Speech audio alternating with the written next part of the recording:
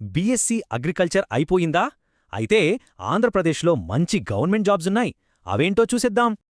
చాలామంది గ్రాడ్యుయేట్స్కి ఉండే పెద్ద ప్రశ్న ఇదే, ఫ్యూచర్ ఏంటి అని. అయితే ఈ కన్ఫ్యూజన్కి ఓ క్లియర్ సొల్యూషన్ ఉంది.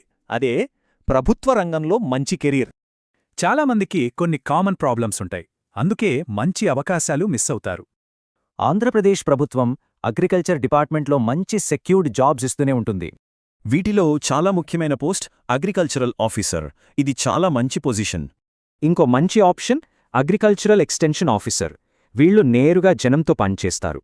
ఇక గ్రౌండ్ లెవెల్లో విలేజ్ అగ్రికల్చర్ అసిస్టెంట్స్ చాలా ఇంపార్టెంట్ రోల్ ప్లే చేస్తారు. వీళ్ల ముఖ్యమైన పని రైతులకు హెల్ప్ చేయడం, రాష్ట్రంలో వ్యవసాయాన్ని ఇంప్రూవ్ చేయడం.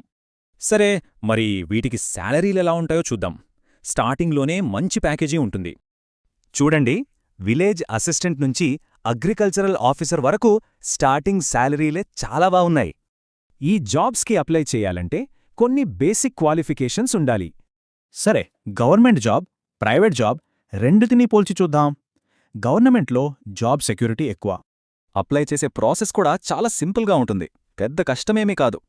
ఈ 5 సింపుల్ స్టెప్స్ ఫాలో అయితే చాలు, అప్లికేషన్ సక్సెస్ఫుల్గా సబ్మిట్ అవుతుంది. అంటే కరెక్ట్ ప్లానింగ్ ఉంటే చాలు, అగ్రికల్చర్లో మంచి కెరీర్ సెట్ చేసుకోవచ్చు.